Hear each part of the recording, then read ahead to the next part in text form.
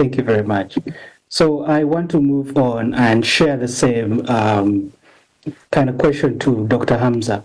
Healthcare innovation is advancing rapidly with breakthroughs in telemedicine and AI-driven diagnostics.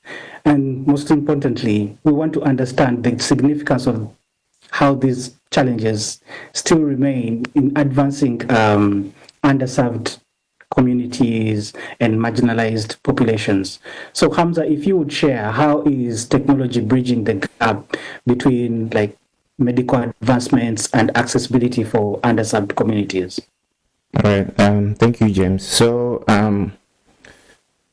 when we look at healthcare in general, accessibility issues have been in existence for a long time.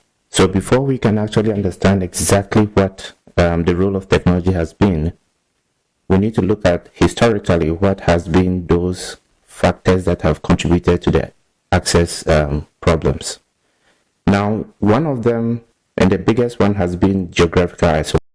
We've had a huge situation where most communities are so geographically isolated that they do not have access to some primary healthcare or just basic healthcare needs.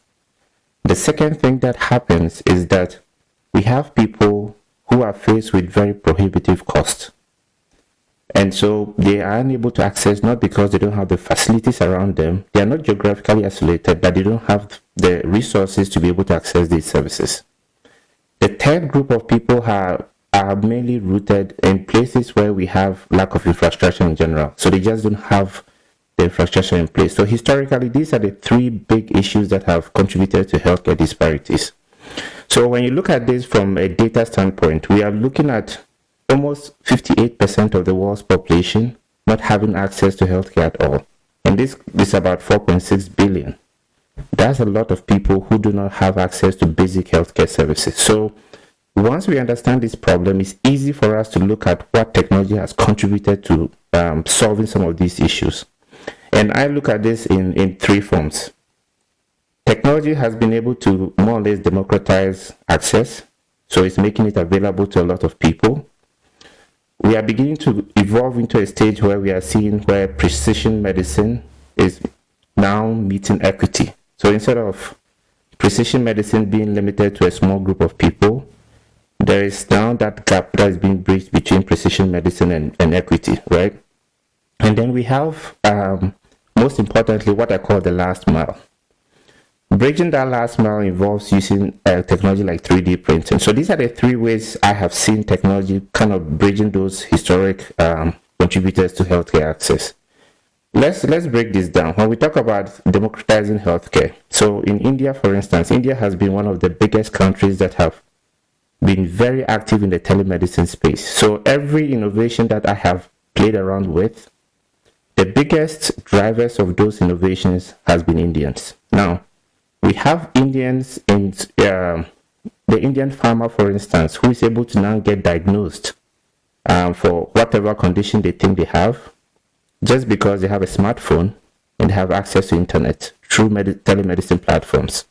So when you look at this data, we are talking about in 2019, when I was very active in telemedicine, 4 million people having access to these platforms. To date, in 2022, where the last data was collected, where we have about 1.2 billion people having access to telemedicine platforms. Look at the gap, the amount of access gap that has been bridged just by having these people come on board. Now we have these going into AI-driven tried platforms. We have platforms like Babylon Health, which does at least 5 million consultations on their platform a year.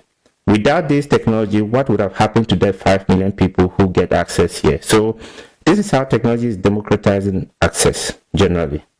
Now, when we go into the space of precision medicine, where precision medicine is now meeting equity, we are having tools like Google DeepMind, which has been able to play a big role in diagnosing eye conditions. And it's about 90% accurate. So now it's getting to a stage where it's no longer just available to the few privileged people. It's becoming available to everybody who has any form of internet access. And we have the third important thing, which I think is becoming big, is 3D printing. So if you look at places, war areas like South Sudan, where people are having their limbs blown off, where they are having surgeries but they cannot have prosthesis. 3D printing is becoming a very important component. It's the cost of 3D printing a limb is 90% less than the cost of doing it traditionally. These are some of the things that are happening. Now we have companies that are producing stethoscopes for doctors in rural areas for as low as $25. Meanwhile, on the market, commercially, you will find these at the price of about $150. So, as far as technology is concerned, when you play that into the historic causes of all these disparities, it's played a huge role in bridging that geographical gap.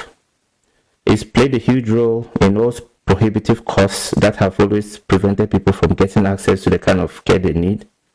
And even places where they don't have the infrastructure for healthcare, just a smartphone with internet connection is enough for people to get the kind of healthcare that they need. So this is where we are right now as far as technology is concerned.